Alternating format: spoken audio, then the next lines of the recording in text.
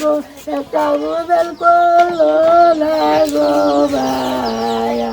স্বপ্ন দেখেছিলেন দিন বদলের, স্বপ্ন দেখেছিলেন স্ত্রী আর 3 বছরের ছোট্ট ছেলে ইরফানের জন্য এক উজ্জ্বল ভবিষ্যতের। সেই স্বপ্ন বুকে নেই মাত্র 1 মাস আগে দেশের মাটি ছেড়েছিলেন বাংলাদেশের সেনাবাহিনীর গর্বিত সদস্য জাহাঙ্গীর আলম, যিনি 2014 সাল থেকে সৈনিক হিসেবে দেশমাতৃকার সেবা করেছেন। দিন বদলের সেই স্বপ্ন আর হলো না দেখা। সুদানের আবেই শহরে শান্তিরক্ষা মিশনে থাকা অবস্থাতেই এক বর্বরচিত সন্ত্রাসী হামলায় নিহত হলেন তিনি। এ যেন ভাগ্যের এক নির্মম পরিহাস। আমার বাবা কয়ে গেছে, আম্মা তোমরা কোনো চিন্তা করো না, তোমরা খালি দোয়া করবা, আল্লাহর কাছে নামাজ পড়ে দোয়া করবা। আমার দোয়া হচ্ছে আমার বাবা, বাপের অসুখ আমার অসুখ বাবা, আমরা কিচ্ছু নাই বাবা, আমরা এই ফুটতে চলছি। একটি বুলেট, একটি হামলা ভেঙে দিল একটি পরিবারকে। পরিবারের একমাত্র উপার্জনক্ষম মানুষটিকে হারিয়ে স্বজনেরা আজ শোকে কাতর।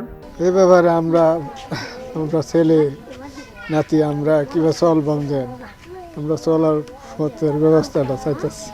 অপ্রত্যাশিত সেই মৃত্যুর খবরে যেন আকাশ ভেঙে পড়েছে স্বজনদের মাথায়। কিশোরগঞ্জের পাকুন্দিয়া উপজেলার তারাকান্দি গ্রামের বাড়িতে চলছে শুধু শোকের মাতম।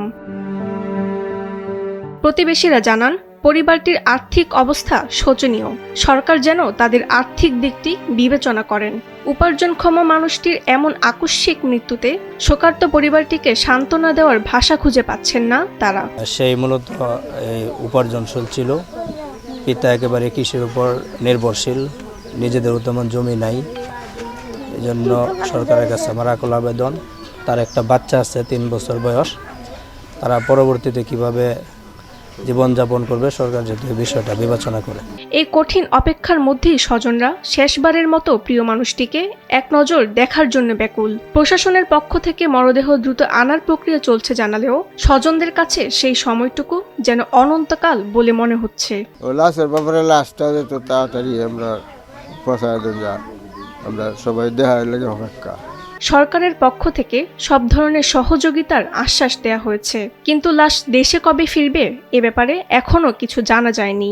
সরকারি কবে লাশ আনাবে আমি বারবার খোঁজখবর নেওয়ার চেষ্টা করছি, এখন পর্যন্ত সঠিক তথ্য এই মুহূর্ত পর্যন্ত এখনো পাই নাই। সরকারের যে অন্যান্য সহযোগিতাগুলো সরকারের পক্ষ থেকে তুলে দিবে সেগুলো যথাসম্ভব আমি তাদের কাছে পৌঁছায় দেব, এবং উপজেলা প্রশাসন ব্যক্তিগতভাবে এই পরিবারের পাশে সবসময় আছে।